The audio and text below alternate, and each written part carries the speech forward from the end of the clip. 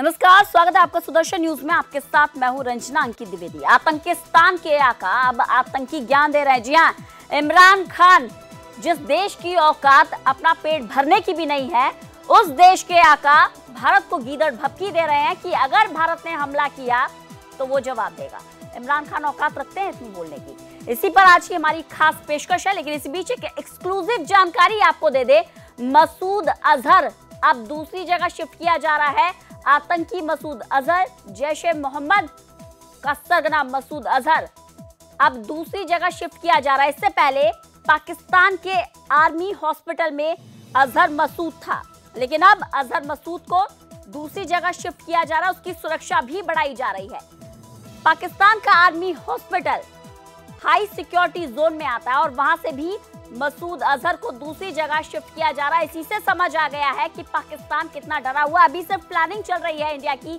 360 degree action plan चल रहा है। अभी कोई एक्शन लिया भी नहीं है, तब पाकिस्तान इतना डरा हुआ है।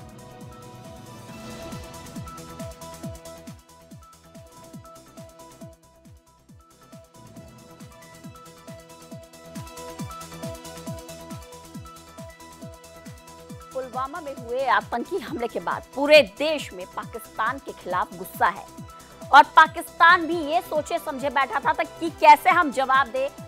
बहुत दिन सोचने के बाद आईएसआई की लिखी हुई एक स्क्रिप्ट इमरान खान ने पढ़ी।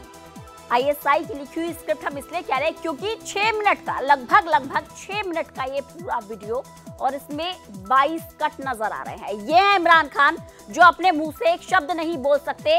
आईएसआई की स्क्रिप्ट को पढ़ रहे हैं, वो गीदड़ भभकी दे रहे हैं भारत पर हमला करने की। और अकेले इमरान खान नहीं है, बहुत सारे आतंकियों के ऐसे पिट्ठू हैं जो उन्हीं के राग में राग अलाप रहे हैं। देखिए रिपोर्ट।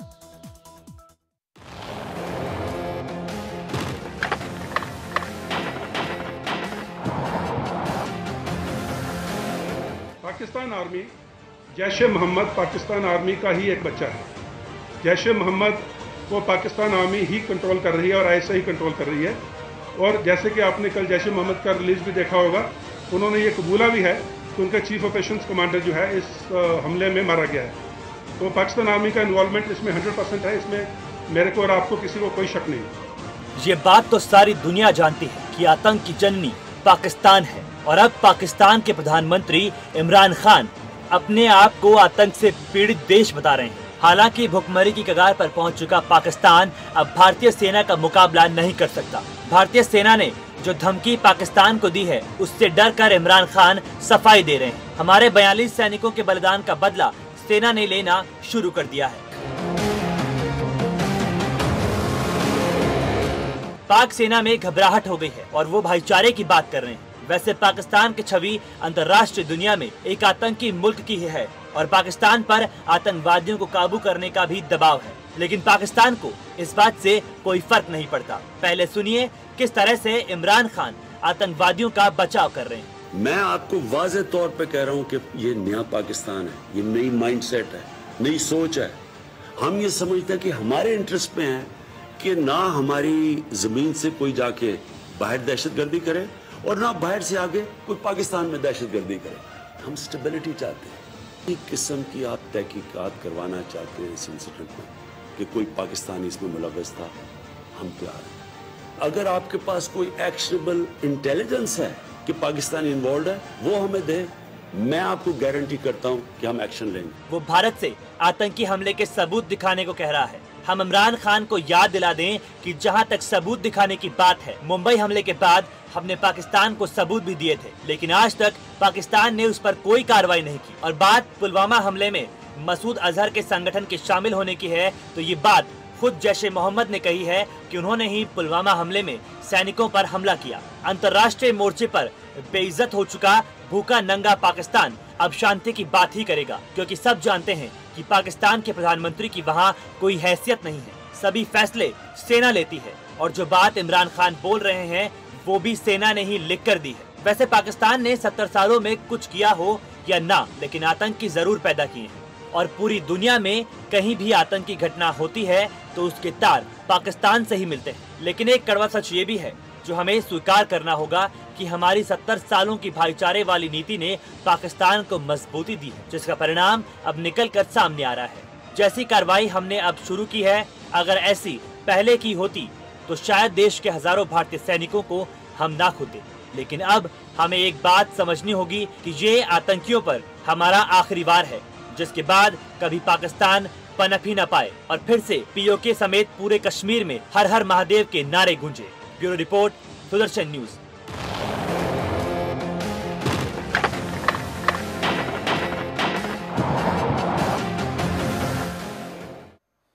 तो अकेले इमरान खान नहीं है, इमरान खान के साथ और भी ऐसे पिट्ठू हैं जो वही राग अलाप रहे हैं जो इमरान खान अलाप रहे हैं। सुनिए जरा आतंकिस्तान में बैठे और आतंकी परस्त लोग क्या कह रहे हैं। जाहिर तो जैश ए मोहम्मद का नाम लग रहा है, लेकिन जनरल अमजद शुएब शायद उसकी प्लानिंग मनसूबाबंदी करके जा चुके थे जब वो वर्दी में थे। देखते हैं उसको जरा सा। नौजवान नस्ल जो है उसकी सोच बहुत मुख्तलिफ होती है हम जैसे लोगों से, जो जिंदगी गुजार के जिनके जज्बात ठंडे पड़ चुके हैं, जो शायद दूर दराज की सोचना शुरू कर दें। ये प्रोसेस अभी वहां शुरू नहीं हुआ जिसे हम सुसाइड बॉम्बिंग कहते हैं। बड़ा इंटरेस्टिंग इन्होंने एक वर्ड यूज़ किया कि ये प्रोसेस, ये फिनोमेना जो है खुदकुश हमले का, ये वहाँ अभी शुरू नहीं हुआ, ये अभी शुरू होना है। हमने चूड़ियां नहीं पहनी हुई। हमारे लिए पाकिस्तान जिंदगी है, पाकिस्तान मौत है।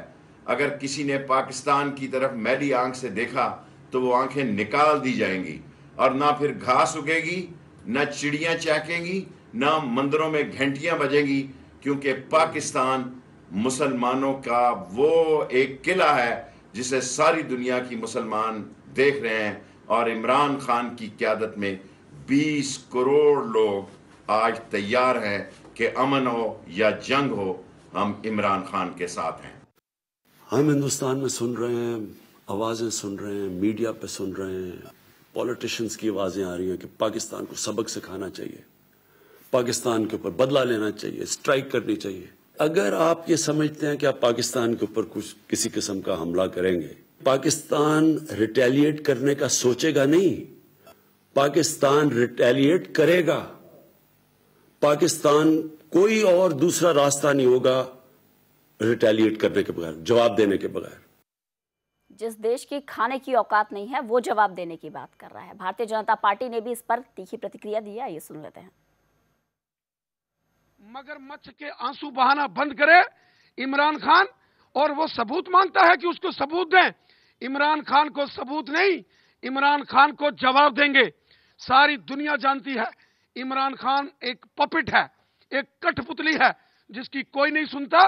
पाकिस्तान के आतंकवादियों को, पाकिस्तान के आईएसआई वालों को और पाकिस्तान की आर्मी के जबड़े चीर के रखेंगे। पाकिस्तानियों ने जो गुनाह किए हैं, जो अपराध किए हैं, जो जुल्म किए हैं, उनके लिए पाकिस्तान को कड़ी सजा मिलेगी। पाकिस्तानियों को कोई माफ नहीं करेगा। इमरान खान ये ड्रामा किसी और को करके बताए की गीदड़ भभकी है, और वो अच्छी तरह से जानते हैं कि आतंकवाद का गढ़ गर्भगृह पाकिस्तान है। वो बार बार कहते हैं एक्शनेबल इंटेलिजेंस, तो 26/11 में उन्होंने क्या किया? एक्शनेबल इंटेलिजेंस के सारे इनपुट्स उनको दिए गए। हाफिज सईद और लखवी के खिलाफ उन्होंने कोई कार्रवाई नहीं की। पठानकोट उनको पूरी सारे सबूत दिए गए, कोई कार्रवाई नहीं की। ऐसे में गीदड़ भभकियां देना बंद कर दें और स्वयं को विक्टिम कार्ड खेलना पाकिस्तान ने बंद करना चाहिए। पाकिस्तान के खिलाफ भारत को जो कार्रवाई करनी होगी, बिना इमरान खान की अनुमति की आवश्यकता उसके लिए नहीं है। और स्वाभाविक तौर पर भारत अपने संप्रभु राष्ट्र के रूप में अपने हितों की रक्षा में आतंकी गतिविधियों को प्रश्रय देने वाले के खिलाफ कार्रवाई करने। इमरान खान को भी देख लेंगे, जैश ए मोहम्मद को भी देख लेंगे, साथ ही साथ जो आतंकियों को परोस रही है आईएसआई उसे भी देख लेंगे। लेकिन पाकिस्तान की महबूबा का क्या करें? महबूबा मुफ्ती एक बार फिर से पाकिस्तान के राग में डूबी हुई नजर आ रही है। महबूबा मुफ्ती का पाक प्रेम एक बार फिर से सामने आया है। महबूबा मुफ्ती ये कह रही हैं कि इमरान खान को एक और मौका देना चाहिए। पुलवामा के कातिलों के साथ महबूबा मुफ्ती हमदर्दी जता रही हैं। ये वही महबूबा मुफ्ती हैं जो बुरहान बानी को शहीद बोलती हैं। और इसी पर आज की हमारी चर्चा है। बड़े सवाल जो सुदर्शन न्यूज पूछ रहा है, इमरान के इस झूठ के पीछे की वजह क्या है? सवाल ये कि इमरान के नए पाकिस्तान में झूठ पुराना क्यों? बड़ा सवाल। मसूद अजहर को छिपाकर कब तक बचा पाएगा पाकिस्तान? एक के बाद एक ठिकाने बदलने से कुछ नहीं होगा। भारतीय सेना घुस जाएगी तो घुस कर ही मारेगी। और महबूबा मुफ्ती के दिल में हमेशा आतंकियों के लिए प्रेम क्यों रहता है? खास मेहमान हमारे साथ जुड़े हुए हैं। कर्नल एसपी पाठक साहब हैं, रक्षा विशेषज्ञ हैं। जेपी शर्मा साहब, डिफेंस एक्सपर्ट। जेपी सिंह साहब भी हमारे साथ हैं, रक्षा विशेषज्ञ। महमूद आलम साहब हमारे साथ, विदेश मामलों के जानकार। बहुत बहुत स्वागत आप सभी मेहमानों का। सबसे पहले महमूद आलम साहब के पास आऊंगी। महमूद आलम साहब, नेता बदल गया लेकिन नीयत नहीं बदली। पाकिस्तान में इमरान खान आए, हो सकता है कि क्रिकेट से जुड़े हुए हैं, थोड़ा सुधरे हुए होंगे, लेकिन सांपों के घर में सपोले ही पैदा होते हैं। देखिए रंजना, कोई हैरत की बात नहीं है। एक्चुअली में अगर आप देखें तो पाकिस्तान में रियल पावर जो है वो आर्मी, आईएसआई और फंडामेंटलिस्ट के हाथ में है। और इमरान खान से आप क्या एक्सपेक्ट करते थे? वो तो पपेट हैं, उनसे जो बोला गया वो उन्होंने किया। लेकिन यहाँ पे मैं सिर्फ एक बात कहना चाहूँगा, ये हमारी लड़ाई है और हमको ही लड़ना होगा इसे। हम बहुत दिनों से ये बात कर रहे हैं कि पाकिस्तान को इंटरनेशनली आइसोलेट करो और we are trying our best, लेकिन आज तक कुछ हासिल नहीं हुआ। अमेरिका ने उसकी एड रोक दी, उसके ऊपर कोई असर नहीं पड़ा। ठीक है, तो इस वजह से मैं सिर्फ यही बोलूँगा कि मुझे कोई ताज्जुब नहीं हो रहा है ये जो बोल रहे हैं। हमेशा ऐसा इन्होंने डिनाइल किया है और वर्ल्ड कम्युनिटी अच्छे से जानती है कि कहीं पर भी अगर कोई भी किसी किस्म का टेररिस्ट अटैक होता है उसके कहीं ना कहीं तार जो है पाकिस्तान से जाके मिलते हैं। तो ये हमारी लड़ाई है और हमको खुद लड़नी होगी। एंड डोंट एक्सपेक्ट कि कोई भी फॉरेन कंट्री आएगा और आपकी मदद करेगा। एसपी पाठक साहब, आप खुद सेना में रहे हैं, आपने सेना में रहकर जमीनी हकीकत को देखा है कि फौजियों के सामने चुनौतियां क्या होती हैं, परेशानियां क्या होती हैं और फौजियों का हौसला क्या होता है। अभी सिर्फ एक्शन प्लान तैयार हो रहा है। अभी 360 डिग्री किस तरह से वार किया जाए पाकिस्तान के ऊपर, अभी सिर्फ ये चर्चा हो रही है। इसी बीच पाकिस्तान इतना थर्रा गया है कि अजहर मसूद को जगह जगह छिपाने पर मजबूर है। देखिए, ऐसा है कि जैसा हम सभी जानते हैं कि ये शुरुआत इसकी हुई है 89 में और करते कराते आज हम इस हालत में पहुंच गए हैं कि अब यह हमारे सर के ऊपर हो गया है। और उसकी वजह से इस आतंकवाद का ख़ात्मा करने के लिए हर पूरी की पूरी कोशिश होनी चाहिए, क्योंकि अगर आज हमने नहीं किया तो आगे आने वाले दिनों में ये हमारे ऊपर बहुत भारी पड़ सकता है। लिहाजा हमें अब इसको पूरी तरह से ख़त्म करने के लिए, इस आतंकवाद को एकदम से नाकाम कर देने के लिए हमें काम करने की ज़रूरत है। और जैसा मैंने पहले कहा था कि जोश में होश नहीं खोना चाहिए।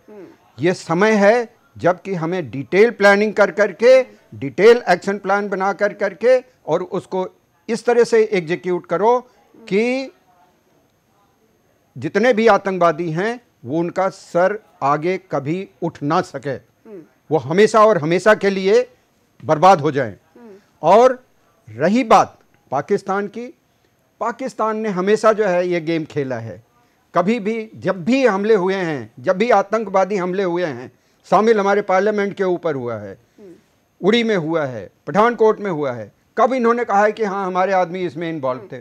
मुंबई हमले के पूरे सबूत दे दिए। मुंबई हमले के सबूत क्या? उनके आदमी को पकड़ कर करके हमने एग्जीक्यूट किया। उन्होंने अपने आदमी को एक्सेप्ट करने के लिए उन्होंने रिफ्यूट कर दिया। तो वो तो रिफ्यूट करेंगे, हमेशा करते रहे हैं, आज कर रहे हैं, आगे भी करेंगे। लेकिन जैसा अभी साहब ने बोला है कि ये वक्त है हमें एक कॉन्क्रीट एक्शन लेने का। और दूसरी चीज, हमें किसी के ऊपर भरोसा नहीं करना चाहिए। हमें अपने दम पर इसको जो है, इस आतंकवाद को खत्म करना चाहिए। जेपी सिंह साहब, आतंकियों से तो आप कई बार लड़े हैं, लेकिन इस देश की राजनीति ने भी आपके सामने बड़ी चुनौती रखी है। अगर महबूबा मुफ्ती इतना कुछ हो जाने के बावजूद भी ये कह रही हैं कि एक और मौका दे दीजिए इमरान खान को, फौजी होने के नाते तकलीफ नहीं होती आपको? बहुत तकलीफ होती है। जब नेता इस तरह का बयान देते हैं तो पूरे देश को बहुत तकलीफ होती है फौजी होने के नाते हमको बहुत तकलीफ़ होती है। हमारे जवान शहीद हो रहे हैं बॉर्डर पर, देश में आतंक का माहौल है, और फिर जब कोई ऐसा बयान आता है तो बहुत ही तकलीफ़ होती है। हमको तो लगता है कि महबूबा जी की कोई मजबूरी है, उनकी कोई कमज़ोरी है, मजबूरी है कि वो इमरान का वो समर्थन कर रहे हैं। पाकिस्तान तो पहले भी इस तरह की गीदड़ भभकी देता आया है। पाकिस्तान क्या भूल गया 71 की लड़ाई को? पाकिस्तान क्या भूल गया कारगिल वॉर को? पाकिस्तान की तो ये पुरानी आदत है।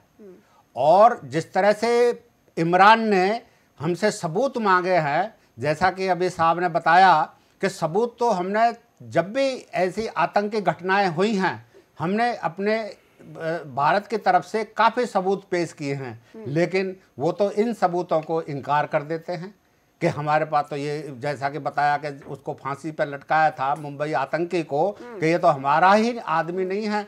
तो अब इसका क्या इलाज है? नहीं, इमरान खान से तो सर निपट लेंगे, इमरान खान को सबूत भी दे देंगे, लेकिन जो पाकिस्तान की महबूबा है उनका क्या करेंगे? हाँ, उनका जो है, उनका ऐसे जो नेता हैं जो गलत बयान देते हैं, उनका तो हमें बहिष्कार करना चाहिए। भारत में रहते हैं, भारत खाते हैं और गाना और उनका पाकिस्तान जो है वो गुण गाते हैं। तो मैंने जैसे कहा कि उनकी कोई मजबूरी हो सकती है, उनकी कोई कमजोरी हो सकती है, जिसकी वजह से वो पाकिस्तान के गुण गा रही हैं, तो इमरान के गुण गा रही हैं। इस तरह से जो है उनका बहिष्कार होना चाहिए, और उनको जो ऐसी पार्टी, जो उनकी पार्टी है, उनको पार्टी से निष्कासित किया जाना चाहिए। वो किस पार्टी की हेड हैं, मेरी ये समझ में नहीं आती। वो क्या हेड कर रही हैं अपनी पार्टी को, जो एक देश के खिलाफ जो है बयान दे रही हैं, और पाकिस्तान का, वो इमरान का समर्थन कर रही हैं।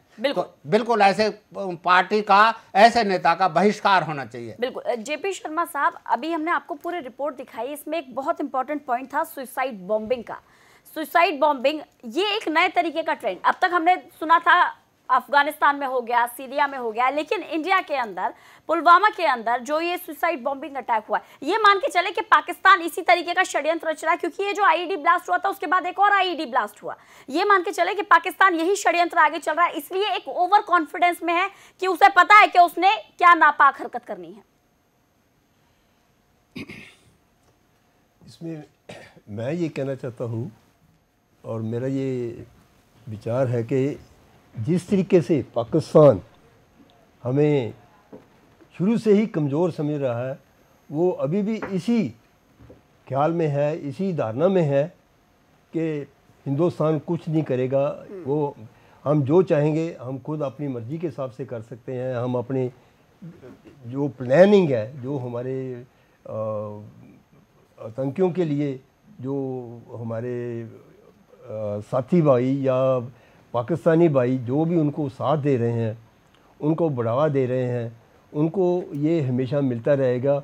उनकी नज़र में हम ऐसे समझ रहे हैं कि बिल्कुल ही बेशक है कोई हमारे, क्योंकि हमने शुरू से ही आज तक क्या कि थोड़ा सा उनको टाइम दे दिया, जिसका वो नजायज़ फ़ायदा उठा के आज वो उसको अपने ऊपर ले रहे हैं कि हम जो कहेंगे अपने हिसाब से करेंगे, हम किसी की सहायता नहीं लेंगे। तो मैं ये कहना चाहता हूँ कि अब समय आ गया है कि भारत को जितना भी जल्दी हो सके इसका उचित और सख्त से सख्त एक्शन लेना चाहिए, ताकि पाकिस्तान आगे के लिए एक भारत से सबक सीख ले। उरी हमले के बाद महमूद आलम साहब, हमने सबूत दिए, हमारे 18 जवान वीर गति को प्राप्त हो गए, हमने सबूत दिए पाकिस्तान ने कुछ नहीं किया। मुंबई हमले में 164 लोग मारे गए, हमने सबूत दिए पाकिस्तान की सरकार ने कुछ नहीं किया। 2001 में भी संसद पर हमला हुआ, सबूत दिए पाकिस्तान को, तब भी पाकिस्तान ने कुछ नहीं किया। 1988 से लेकर 2019 तक इतनी वारदातें हुई हैं जिसमें हमने 6800 सैनिकों को खो दिया है, तब भी पाकिस्तान ने कुछ नहीं किया। और अब वो पाकिस्तान कह रहा है कि हमें सबूत दो, हम काम करेंगे। यकीन हो रहा है, कुछ लग रहा है आपको कि इमरान खान की बातें और जो कथनी और जो करनी है दोनों कहीं मिलती जुलती नजर आ रही हैं आपको? देखिए, नॉट एट ऑल। आप अगर देखें, शुरू से जब जब भारत ने जो है पाकिस्तान की तरफ दोस्ती का हाथ बढ़ाया, हमेशा हमें बैक स्टेपिंग हुई है, और उन्होंने हमेशा हमारे साथ यही इस किस्म की हरकत की है। तो आप इसको तो भूल जाइए कि वो इस इस वक्त भी वो किस प्रूफ की बात कर रहे हैं, एवरीबडी नोस कि इसके पीछे कौन है। लेकिन मैं यहाँ पे एक और दूसरी बात लाना चाहूँगा कि आज जो इमरान खान ये बात कर रहे हैं कि हम रिटेलिएट करेंगे, इसके पीछे कौन है? इसके पीछे देखिए, आप ये समझने की कोशिश कीजिए, चाइना अपनी प्रॉक्सी वॉर थ्रू पाकिस्तान लड़ रहा है। उसे मालूम है कि इस रीजन में एक ही शेर रह सकता, और उसे डर किससे है? भारत से। भारत से तेजी से इस इलाके में एक सुपर पावर बन के उभर रहा है, और इंटरनेशनल फोरम पे जिस तरीके से इंडिया का महत्व बढ़ रहा है, और दूसरे डोकलाम में जो इंडिया ने अपना एक पॉलिटिकल विल दिखाई है, वहाँ पे आर्मी ने जो अपनी विल दिखाई है, चाइना ये समझ रहा था कि ज़्यादा से ज़्यादा इंडिया प्रोटेस्ट करेगा, लेकिन जब हमने आई टू आई किया और उनको मजबूर कर दिया कि वो वापस जाएं, जब से चाइना बौखलाया हुआ है। अगर आप देखें, पाकिस्तान को 35% जो हथियार देता है वो चाइना देता है। चाइना का पूरा प्रेजेंस पाकिस्तान में। चाइना ने PAO का एक काफ़ी हिस्सा जो है पाकिस्तान ने चाइना को दिया हुआ है। तो ये जो इमरान खान की गीदड़ भभकियाँ हैं वो सिर्फ और सिर्फ चाइना की पुष्टपनाही है। तो हमको पाकिस्तान के साथ साथ चाइना को भी टैकल करना पड़ेगा, और ये हमारे स्ट्रेटेजिस्ट को सोचना पड़ेगा कि चाइना को किस तरीके से हम इस बात पर मजबूर करें कि वो पाकिस्तान से अपना समर्थन खींचे। SP पाठक साहब, जो देश सऊदी अरब की तरफ देख रहा है कोई कर्ज दे दे, जो देश चीन के भरोसे बैठा हुआ है हथियार दे दे, वो देश अगर ये कह रहा है कि वो भारत को रिटेलिएट करेगा, क्या लग रहा है क्या षड्यंत्र हो सकता है? इंटरनेशनल ट्रीटी को अगर हम देखें, जंगल में एक शेर रह सकता है। अगर हम एशिया रीजन की बात करें तो एक ही देश है जो मजबूती से आगे बढ़ सकता है। चाइना अपना कंपटीटर इंडिया को मानता है। ऐसे में पाकिस्तान के इस षड्यंत्र के पीछे, पाकिस्तान के इस कंधे के पीछे किसकी बंदूक रखी हुई आप देखते हैं? आपको भी लगता है चीन है? इसमें कोई शक नहीं है कि पाकिस्तान जो आज बोल रहा है वो ये सोच करके बोल रहा है कि चाइना उसकी सपोर्ट में आएगा जब ज़रूरत पड़ेगी।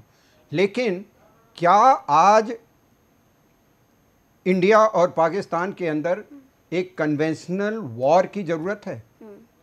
हम किस चीज़ से लड़ रहे हैं? हम लड़ रहे हैं आतंकवाद से। हमने लड़ाई आतंकवाद से करनी है। हमने चाइना या पाकिस्तान से इस वक्त लड़ाई नहीं करनी है, और ना ही चाइना या पाकिस्तान या हिंदुस्तान ऐसी आज हालत में है कि एक दूसरे पर हमला कर सकें या फुल फ्लेजेड वॉर में जा सकें। ऐसा कोई ना तो इन्वायरमेंट है, ना वजह है, और ना ही किसी के अंदर इतनी काबिलियत है। रही बात आतंकवाद की, आतंकवाद से लड़ने के लिए पाकिस्तान ने जो रवैया अपनाया हुआ है, जो तरीका अपनाया हुआ है, उसका हमारे पास ठोस जवाब है।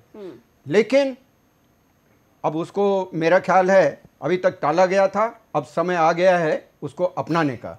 और मेरे ख्याल से बहुत ही जल्दी भारतवर्ष पाकिस्तान के तमाम उन आतंकवादियों को घेर कर करके और उनका ऐसा सफाया कर देगा कि आगे वो उठने के काबिल ही नहीं रहेंगे। मैं रंजना यहाँ पे एक बात बोलना चाहूँगा कि देखिए ऑलरेडी उनका खात्मा हो रहा था, और ये नी जर्क, वो उनकी कमर टूट गई थी, इसी वजह से उन्होंने जो एक नी जर्क रिएक्शन लिया और ये पुलवामा का अटैक किया है, क्योंकि उनके जो आतंकवादी थे वहाँ पे उनके हौसले बिल्कुल पस्त हो चुके। ऑपरेशन ऑल आउट चल रहा था, वहाँ पर चुन चुन कर सफाया हो रहा था।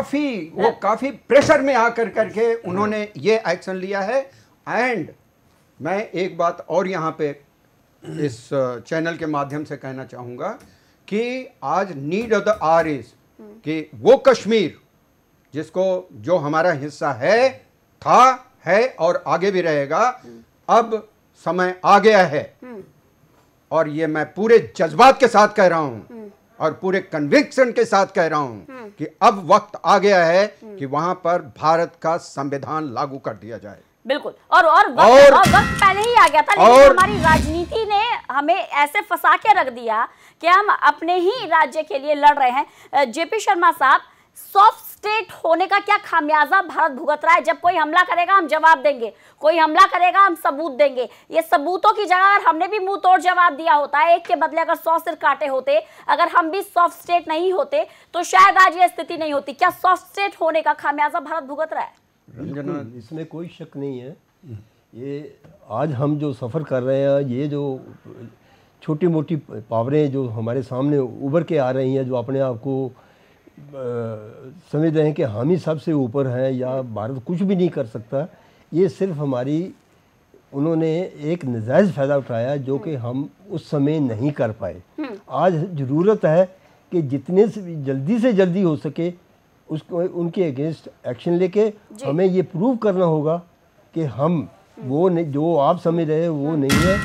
हम अभी भी अपने बलबूते पे सबको एक लाइन में लगा देंगे और उनका खात्मा कर देंगे। जी एसपी पाठक साहब आप कुछ कहते हैं। रंजना, अब सबूत नहीं, अब जवाब देने का वक्त आ गया है।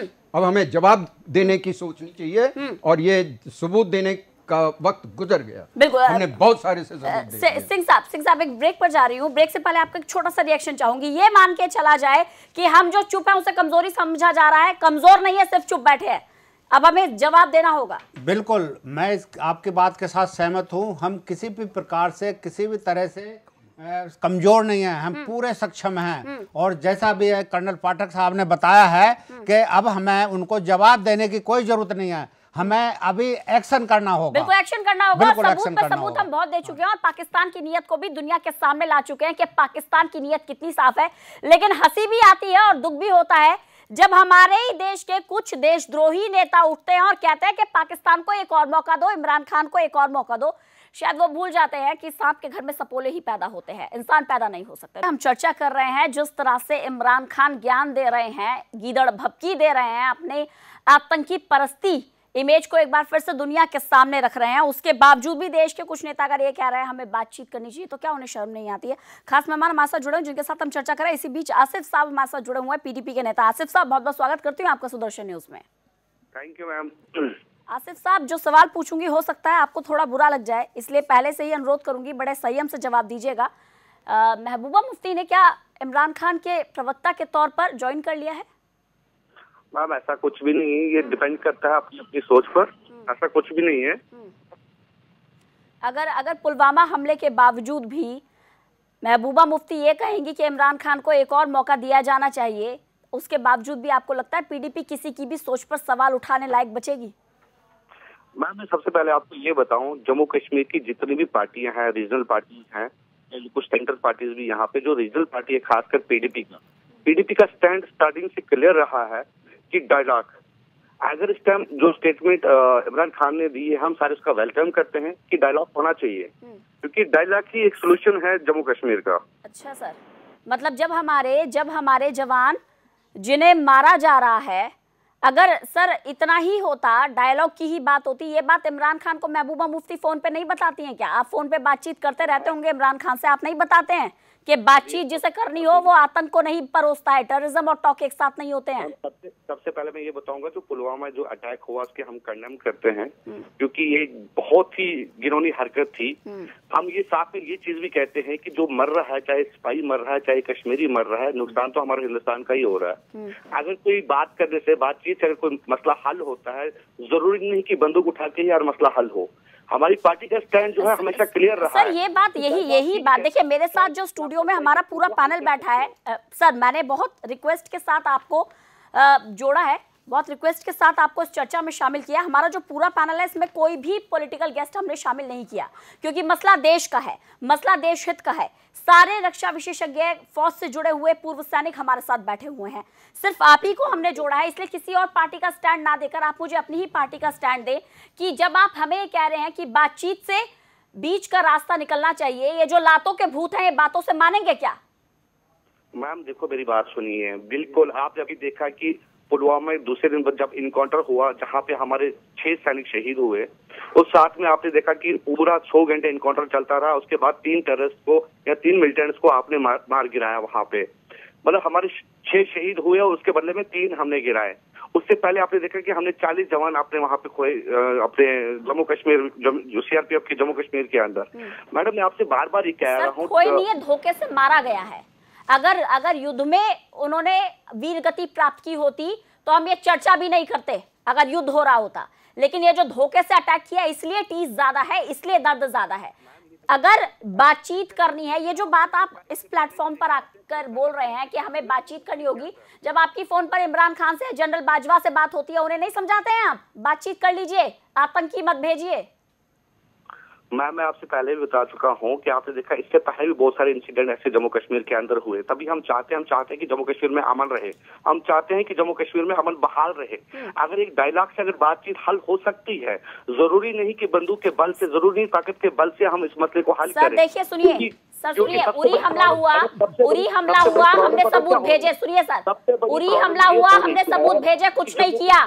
उरी हमला, देखिए मेरा गला भी थोड़ा खराब है, इसलिए मैं ज्यादा चिल्ला नहीं पाऊंगी। सर सुनिए, उनपे जो जुल्म हो रहा है उस चीज को आप नहीं देख रहे हो। सर जुल्म किस पर हो रहा है? जुल्म किस पर हो रहा है? जुल्म हो रहा है हमारे फौजियों पर, जुल्म हो रहा है हमारे फौजियों पर। कश्मीर के जो लोग बाढ़ में फंस जाते हैं, लैंडस्लाइड में फंस जाते हैं, उन्हें हमारे फौजी बचाते हैं। उनके सीने में कितना दर्द चल रहा है इस टाइम? दर्द है हमारे अंदर, दर्द है हमारे फौजियों के अंदर, दर्द आदिल के मन में नहीं है, दर्द महबूबा मुफ्ती के मन में नहीं है सर। में बैठ के बहुत बड़ी बड़ी बातें कर रहे हैं। 4 रातें निकाल के दिखाइए कश्मीर के अंदर, 4 रातें निकाल के दिखाइए कश्मीर के अंदर। दिल्ली स्टूडियो में बैठ के तो बात करना आसान है, मगर यहाँ पे हमें मालूम है बॉर्डर पे। मैडम मैं आपको बता दूं, सर अगर यही चुनौती आप दे रहे हैं, अगर यही चुनौती आप दे रहे हैं कि बॉर्डर की स्थिति, अगर सुनिए सर, देखिए मैंने आपको पहले रिक्वेस्ट करके कहा था कि आप मेरे साथ चर्चा में शामिल हुए हैं, मेरे सवालों को सुनिएगा, हो सकता है आपको मेरे सवाल थोड़े बुरे लग जाए। आशीष साहब, अगर आप बॉर्डर की चुनौती मुझे दे रहे हैं, तो यहाँ पर ऐसे भी हमारे सैनिक बैठे हैं जो सेना में रहकर बॉर्डर पर सर्व कर चुके हैं, जिन्होंने कश्मीर को देखा है, समझा है। एसपी पाठक साहब, मैं चाहूंगी आप जरा सवाल पूछे और इनको जवाब दें कि कश्मीर की हालत क्या है और सेना किस तरह से वहां खड़ी रहती है, और जब वहां पर लैंडस्लाइड होता है, भूकंप आ जाता है, बर्फबारी हो जाती है, बाढ़ आ जाती है, तो आप जाते हैं। इमरान खान अपनी सेना को नहीं भेजता है। एसपी पाठक साहब, आप ऐसा कह रहे हैं, आप बीच का रास्ता आप कौन सा निकालना चाहते हैं? क्या है बीच का रास्ता? थोड़ा सा आप हमें बता दें, जो कि हम पिछले 70 सालों में नहीं निकाल सके हैं। कृपया आप हमें यह बताइए कि कौन सा बीच का रास्ता है जो आप निकालना चाहते हैं। जवाब दीजिएगा आतिश साहब। सर मेरी बात सुनिए। बीच का रास्ता ये है कि डायलॉग प्रोसेस एक ऐसा प्रोसेस है जिससे इस मसले का हल हो सकता है। अगर आज इमरान खान ने एक स्टेटमेंट दी है, अगर उसने पूरे वर्ल्ड को दिखा दिया है कि मैं अमन परस्त इंसान हूँ, हमें उसके उस स्टेप का वेलकम करना चाहिए और बातचीत करनी चाहिए। हमें देखना चाहिए क्या बात हमारी शांति बहाली आपको नहीं दिखती है सर? इमरान खान की दिख रही है। 70 साल से बात ही तो कर रहे हैं जेपी सिंह साहब, 70 साल से बात ही तो कर रहे हैं। देखो, मैं यहाँ पर ये कहना चाहूँगा और मैं सवाल पूछना चाहता हूँ, आप बातचीत के जरिए इसका बीच का रास्ता निकालना चाहते हैं। जब हमारे सैनिक शहीद होते हैं और जब हमारे सैनिक जो फोर्सेज है कश्मीर में आतंकियों को पकड़ती है, उनको घेरती है, तो हमारे ऊपर पत्थर पड़ते हैं। जब पत्थर पड़ते किस किस शय से पड़ते हैं? उन युवाओं को कौन भटका रहा है? क्या जब युवा पाकिस्तान ISI युवाओं को, हमारे युवाओं को भटका रहा है, तो क्या ऐसे माहौल में कोई बीच का रास्ता निकल सकता है? ये पत्थर से हमारे सैनिकों को जो है घायल किया जाता है, क्या बीच का रास्ता निकल सकता है? जवाब दीजिए आतिश जी। सर फिर आप क्या चाहते हैं? सर एक बात करिए सर, सबसे आसान तरीका है, आप एक बार ना अपने जो एयर फोर्सेस को बोल के पूरे कश्मीर में बमबारी करवा दीजिए, सब मसला खत्म हो जाएगा। नहीं सर एक सेकंड इसी पर आगे बढ़ेंगे। जेपी शर्मा साहब कितने सहमत हैं? आतंकियों का सफाया कैसे होना चाहिए? मैं सभी से प्रतिक्रिया लूंगी। जेपी शर्मा साहब, पहले आपसे प्रतिक्रिया। जो रास्ता बता रहे हैं आतिश साहब, बिल्कुल ये जो इन्होंने ये जो स्टेटमेंट दिया है, जो जैसा ये मुझे ये लगता है कि ये हमें बड़े शरेआम तरीके से ये हमें थ्रेट कर रहे हैं, ये एक चेतावनी दे रहे हैं। वो समझ रहे हैं कि हम इस लायक ही नहीं है, हम इसका कोई एक्शन नहीं ले सकते। मैं इतना कहना चाहता हूँ कि हमें किसी के पास जाने की जरूरत नहीं है, हम बिल्कुल इंडिपेंडेंट है। एसपी पाठक साहब, ये जो रास्ता बता रहे हैं, ये रास्ता कितना सहमत है इस रास्ते पर चलकर? भाई साहब, जब भी हमने बीच का रास्ता निकालने की कोशिश की, जब भी हमने बातचीत की, जवाब में हमें क्या मिला है? अगर सीरियली आपको गिनाएं तो मेरा ख्याल है आप शो छोटा पड़ेगा सर। आपकी सोच जो है ना बदल जाएगी। हमने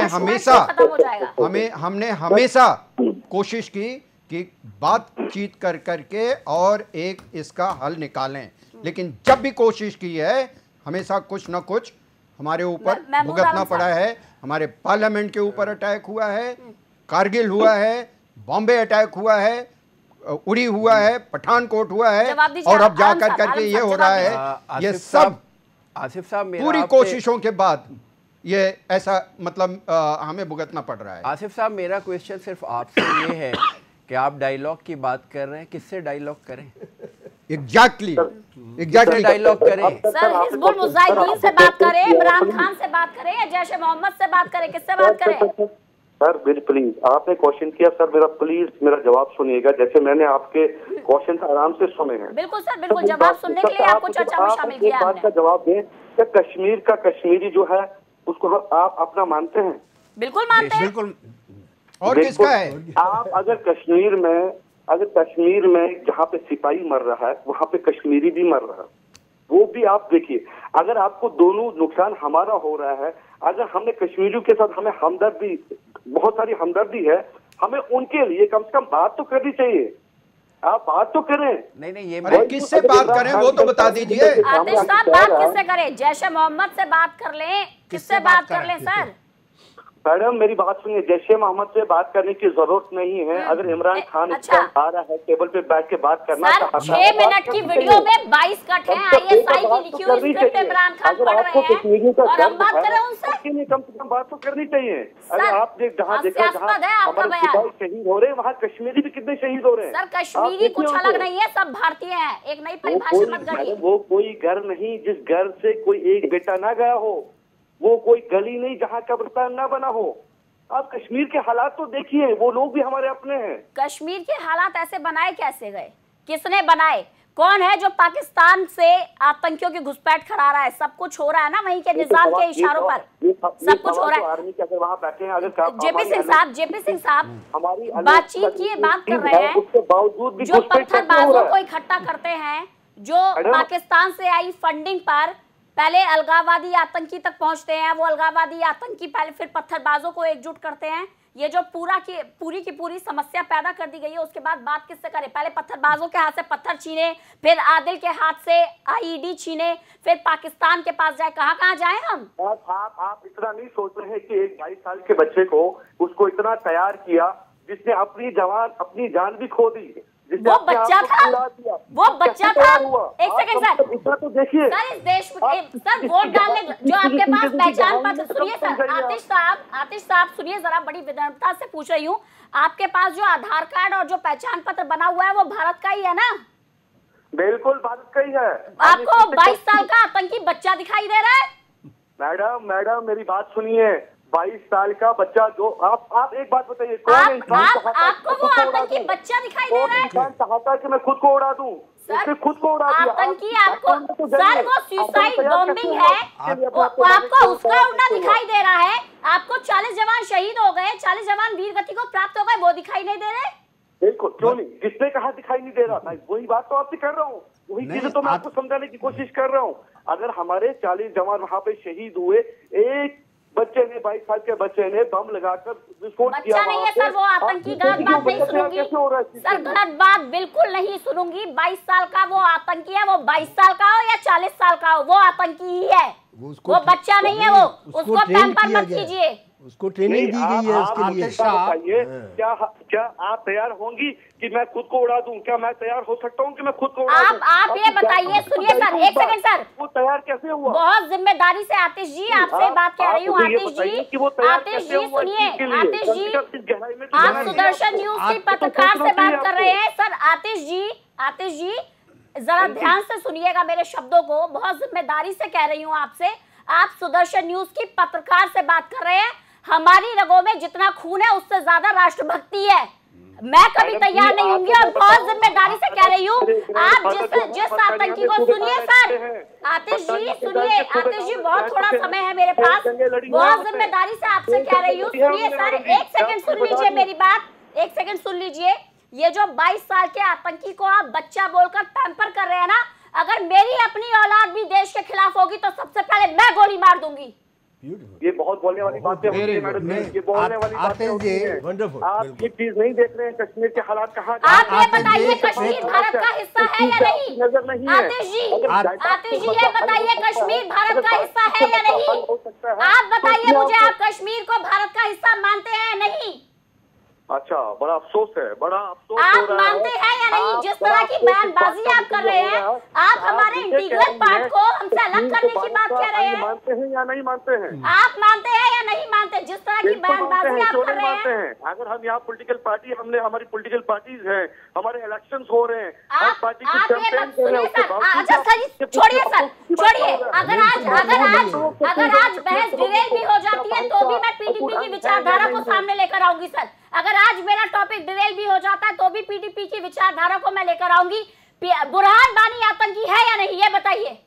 वाह मैडम जी, एक बड़ा अफसोस हो रहा है मुझे। आप बताइए, पीडीपी की विचारधारा बताइए, हाँ या ना में जवाब दीजिए। अफसोस मत कीजिए, आपको अफसोस करना चाहिए था हमारे वीरों के बलिदानों पर। आप सवाल करके फिर बाद में आप रुकते नहीं है। आप ये बताइए, बुरहान वानी को आप आतंकी मानते हैं या नहीं मानते? मैडम जी, बुरहान वानी पे हमारा स्टैंड क्लियर था। आप मुझे हाँ या ना में जवाब दीजिए, वो आतंकी है या नहीं है? क्या स्टैंड आप बीजेपी से पूछ सकते हो, पीडीपी का क्या स्टैंड? सर आप बीजेपी से कोई होगा, मैं बीजेपी से पूछूंगी। मेरे पास सिर्फ 5 मिनट का समय है, उसे बर्बाद मत कीजिएगा सर। बहुत रिक्वेस्ट करके बोल रही हूँ, पूरे देश की जनता देख रही है। आप बुरहान वानी को आतंकी मानते हैं या नहीं मानते? अरे मैं क्या कह रहा हूँ, मैं वही चीज तो आपको कह रहा हूँ। अगर बुरहान वानी आतंकी था, बीजेपी ने 6 लाख का कंपनसेशन उसको दिया। आतंकी था नहीं, अगर मत लगाइए सर, वो आतंकी ही था। अगर मत लगाइए, वो आतंकी ही था। आदिल आतंकी ही था। आदिल 22 साल का बच्चा नहीं था, आतंकी था। वो ट्रेन किसने किया उसको? इन्होंने ही भेजा है। किसने भेजा उसको? इन्होंने ही भेजा है। बहुत सारे कमेंट्स आ रहे हैं। महमूद आलम साहब, आपका रिएक्शन चाहूंगी। महमूद आलम साहब, आपका रिएक्शन चाहूंगी। पहले मैं सबके पास आ रही हूँ सर, मेरे पास थोड़ा सा समय रह गया, मैं आऊंगी सबसे पहले। महमूद आलम साहब, आपका रिएक्शन चाहूंगी सर।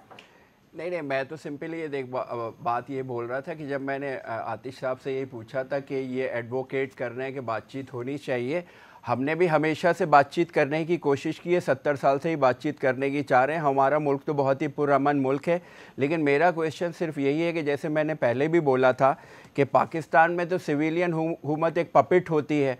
अब हम आर्मी से बात करें, ISI से बात करें, फंडामेंटलिस्ट से बात करें, किससे करें? हमारी सिर्फ दुविधा यही है। और क्या अब ISI ने बुलाया ना, आपको किसी और ऑर्गेनाइजेशन ने बुलाया ना, किसी और ऑर्गेनाइजेशन ने बात की।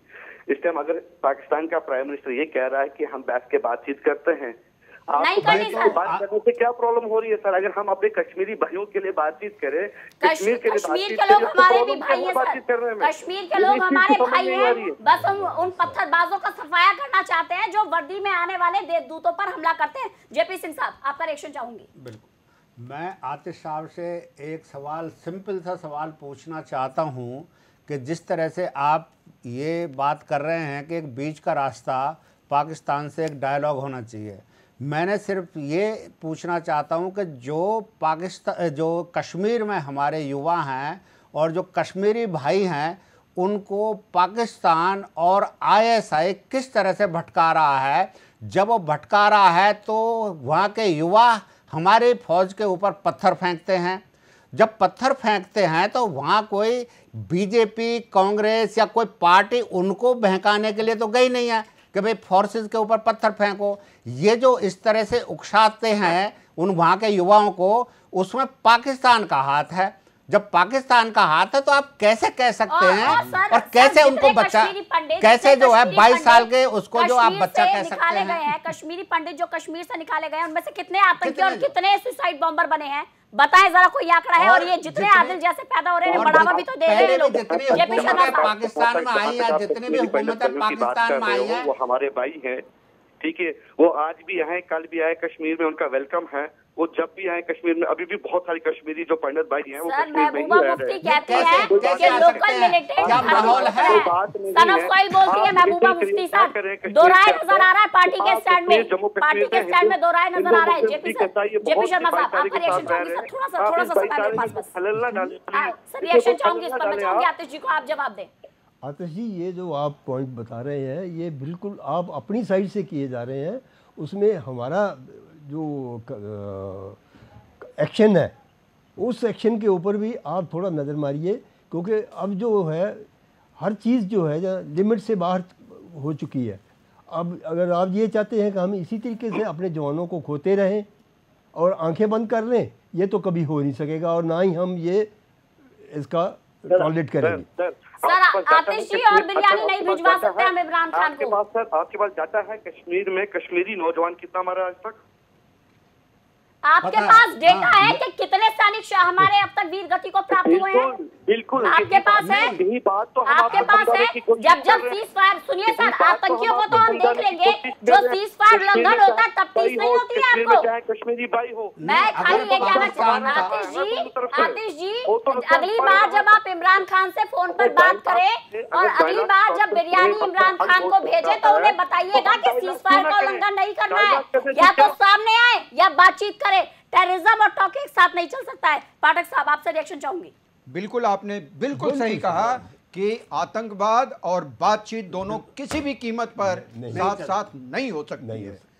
सबसे पहले उस आतंकवाद को खत्म करो जो आप कहते हो कि इससे पाकिस्तान को भी नुकसान हो रहा है।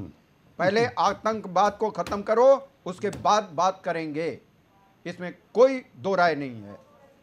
और दूसरा मैं कहना चाहूंगा, जो आपने कश्मीरी युवाओं का जो वहां पर कैजुअलिटीज होती हैं उसका जिक्र किया है, ये क्यों होती हैं? अगर पाकिस्तान अमन चैन का रास्ता अपनाता पिछले 70 सालों में तो ये स्थिति आज पैदा ही नहीं होती। तो ये जो वहां पर जो कैजुअलिटी आप बताते हैं कि वहाँ कश्मीरियों की हमारे कितने सब जवान शहीद हुए हैं, कितनी फोर्सेज की कैजुअलिटीज हुई हैं, इसका आपने कभी आकलन किया है? और जो वहाँ पर सिविलियंस की आप कैजुअलिटीज की बात कर रहे हैं वो तो इसी वजह से होती है। इतना ही समय। आखिरी सवाल आतिश जी, बस आखिरी सवाल सर, आखिरी सवाल सिर्फ 30 सेकंड है। खाली इतना बता दीजिए कि सीज फायर का जब उल्लंघन होता है उस बारे में पीडीपी को पता होता है या नहीं होता है? बस इतना और बता दीजिए।